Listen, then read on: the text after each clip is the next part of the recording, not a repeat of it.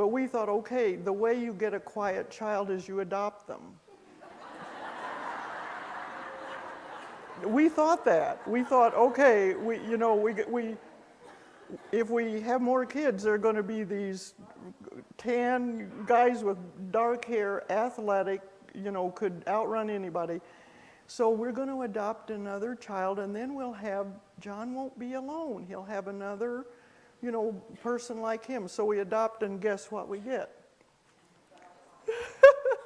Absolutely. Yes, our fourth child had blonde hair, and yes, he was very pale, but he was athletic. He never shut up. He was all of that. So John was still the quiet guy. Now you know already, if any of you have more than one child, what do you know about your children? They're all different. So all of the challenges you had with that, we had. So we had all of those issues. We had one adopted child who decided he didn't want to be a Neff.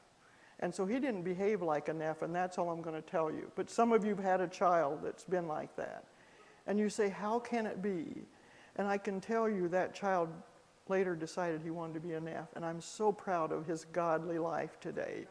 So if you have a child or a grandchild and you're thinking, oh my word, let me tell you, it can happen. I can't tell you it'll happen fast or the day you pray, but I can tell you it'll happen. So in my life, as I went along, you may begin to see that the man that I married was a huge part of me. I married him at age 19. We married at semester break, my sophomore year. I'd planned to finish school as an independent woman and travel the world, but not when Bob proposes. So I married him at the middle of my sophomore year. I followed him to Chicago at the end of that school year and was able to finish degrees here at Northwestern, not here, but at Chicago at Northwestern.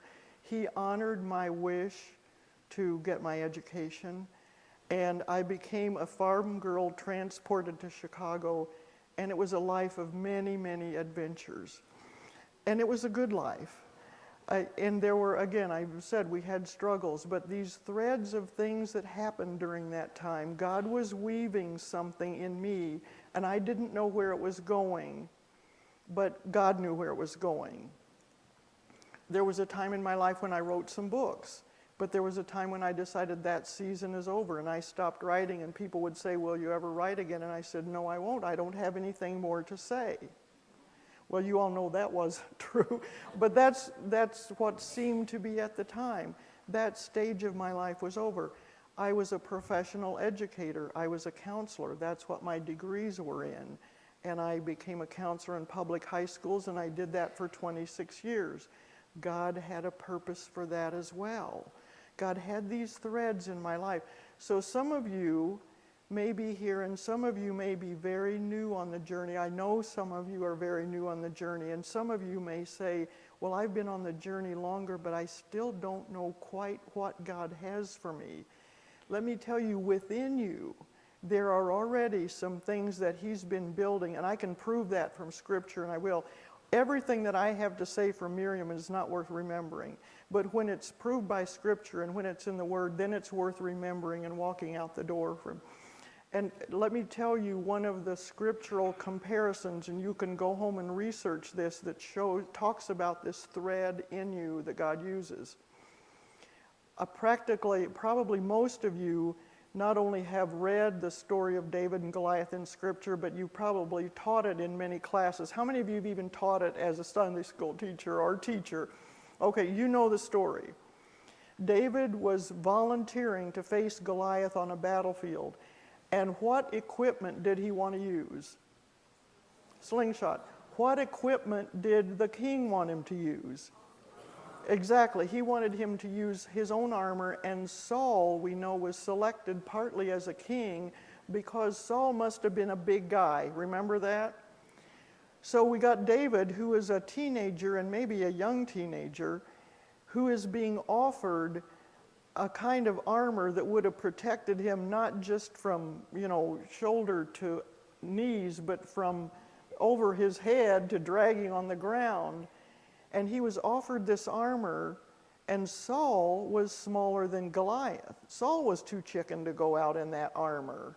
So he's saying, I don't need it, you take it, you go. You know.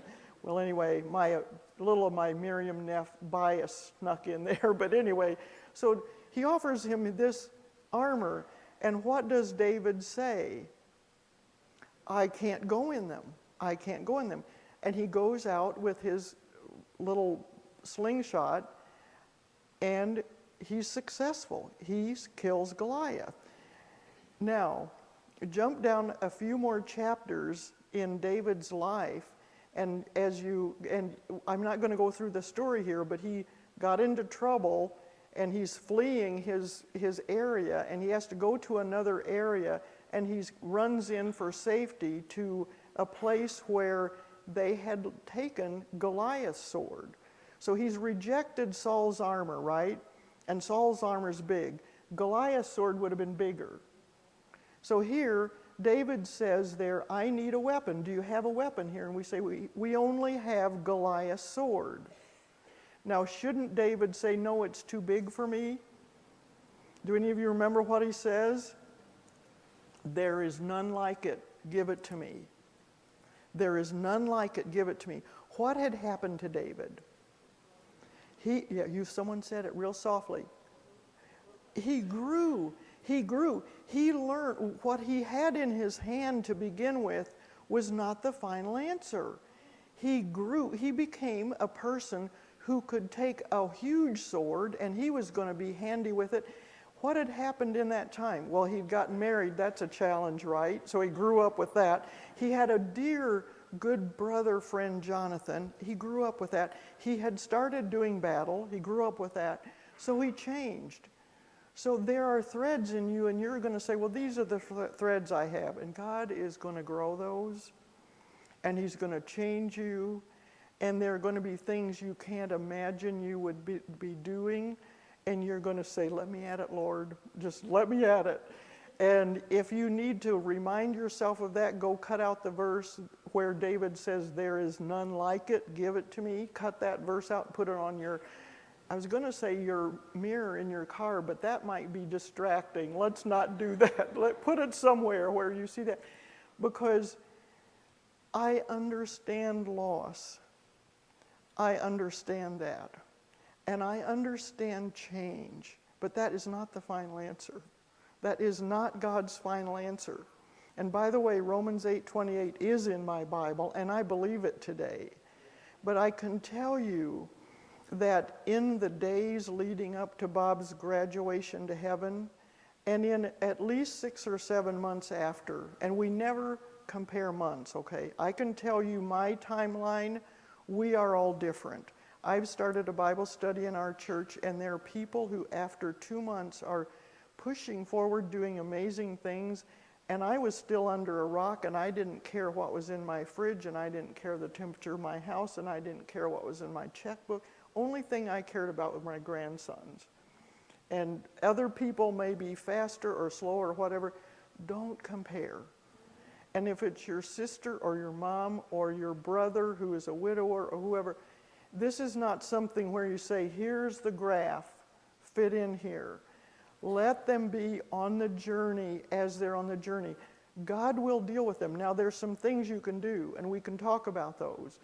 But our journeys are all different, and the threads in that person that you're watching are different. The threads in you are different. So we want to be careful to remember. One of my favorite scriptures from when I became a Christian was in Psalm 139, and it says that each of us are fearfully and wonderfully made, and that our days were planned when? Before we were born. So we are all very different. Let each other be different. The truths of Scripture are there, but the timing of them and what God does with them will be different.